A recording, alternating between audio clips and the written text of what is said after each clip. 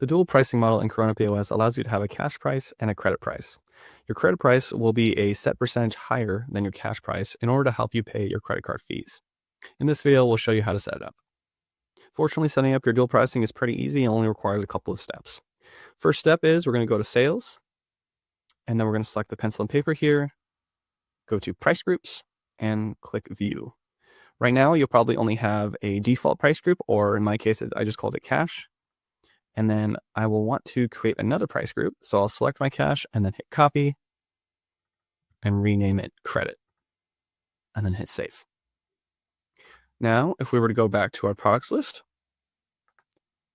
and double click any product, you'll see we have an empty area for credit and we have our cash pricing as well. So to establish our credit pricing, we'll go back. We'll make sure that no specific products are selected. So I'll just click over here at the top part. And in order to add credit pricing for all of our products, we'll go over here to the top and hover over more, and then hit Set Prices. You should see a list of all your products here at the bottom. And it should show you on the very bottom right the amount of products you have here, and that's the amount of products we're editing. And we're going to take a look at the template section here, and we're going to change this to cash. And then the target, which is going to be what we're changing, is going to be credit. So now, if we were to hit save right now, it would just copy over the cash pricing to be the credit pricing as well, but we don't want that. We want the credit pricing to be a set percentage higher for the pricing. So maybe I have my credit surcharging, or my credit fees are usually 3%, let's say. So I need to have my credit pricing be 3% higher.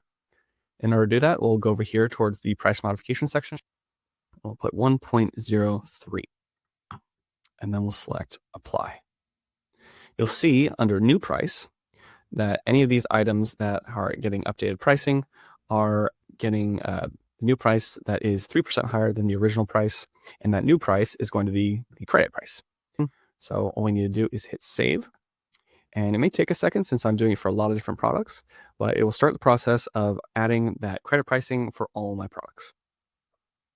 So all we need, now that that's finished loading, we can double check one of our products to make sure it's in place.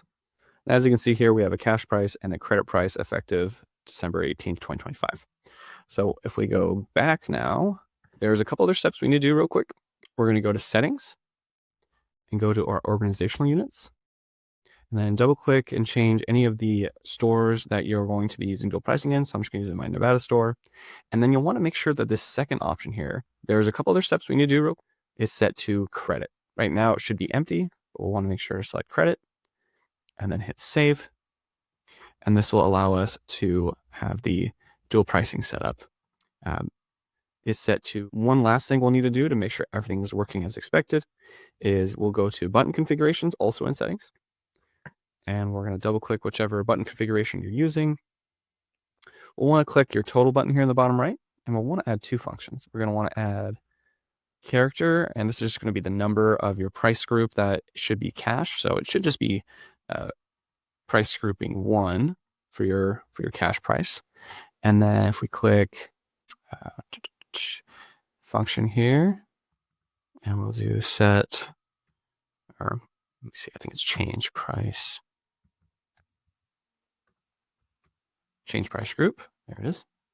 So now we'll want to have it in a specific order. So we'll move these up and make it so that it says key 1, change price group, and then total.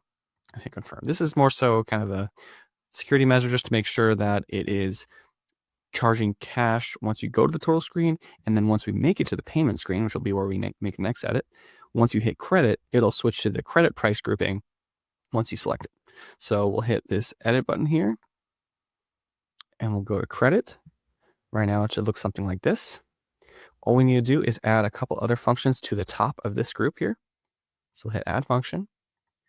We'll do something similar to what we did on the total button. So we'll hit character, and this will be the price group number of your credit price group. So this one, in my case, is 2.